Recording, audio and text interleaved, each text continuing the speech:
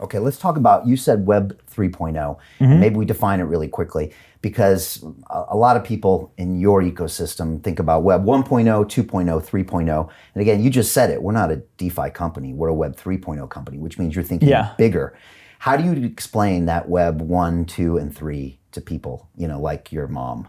Yeah, I would say kind of like Web 1 is where, things went, like internet became a kind of like obviously like a public network. Then Web 2 is more about, you started to kind of like see decentralized companies becoming, bigger usage. So instead of like you storing your data, you give up your data into, let's say, if you use social media, to social media companies, and you kind of are trusting centralized service providers.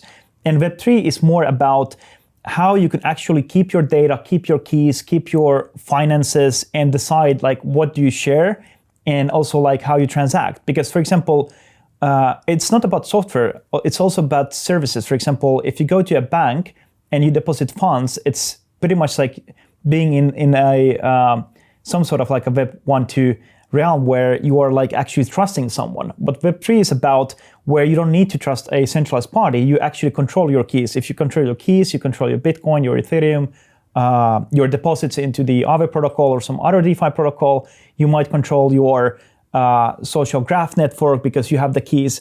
So it's all about, there isn't anymore this idea of centralized kind of like a network or a party that you are giving up your data and you're feeding them, which are using that data to sell your services. Instead, you're practically having everything on your own possession, first time kind of like with the use of technology. And that's pretty much like Web 3.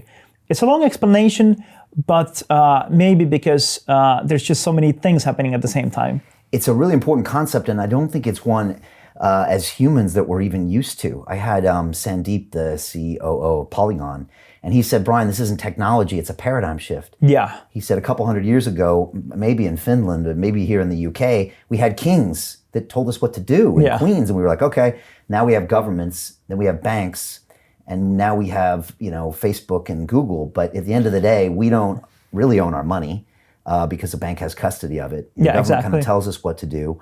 Facebook controls our data.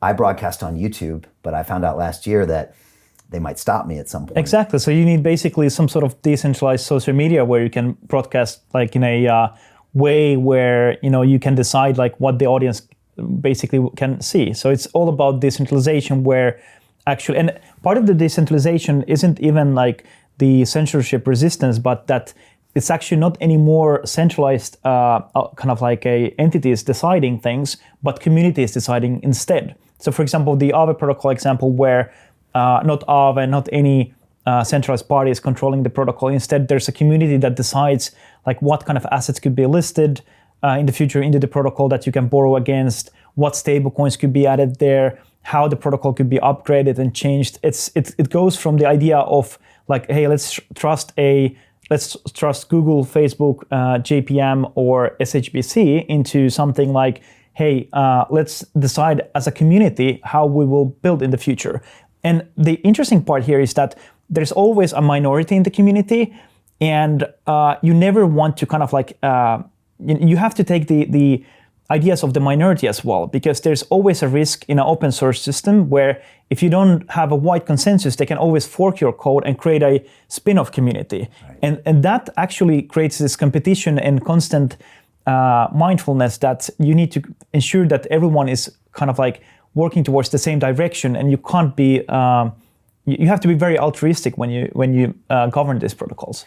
Right, and I think you're a big fan of the hard fork threat being an important part of governance, right? Yeah. Knowing that at some point people could leave. Like my daughter, she's 17, she lives at home. If my rules get too draconian, she'll leave. She's like, I'm going to move in with my friend. I'll be like, oops, like I didn't want to go that far. I want you to be part of this family. I just want you to stop misbehaving. Yeah. And so it's true with the community. If people have seen in the past, I think Ethereum Classic, Bitcoin Cash, these are instruments that decided to go their own ways with their own rules and try to go it alone. And that sometimes can split up a community and split up liquidity, but also it can keep everybody on the same page, right? And it can keep the right things happening with the right protocol. Exactly, and also it creates, I would say, like an alternative, whatever already exists, and maybe if two different kinds of groups are innovating, maybe we'll see two different alternatives, in terms of innovation. And it gives also space for new people to come in and build things. So I think like forking is good. And some forks are meme forks. Some fork there was one decentralized protocol that basically had a complete meme fork that became actually a very substantial protocol in terms of like how much value it has in the smart contracts.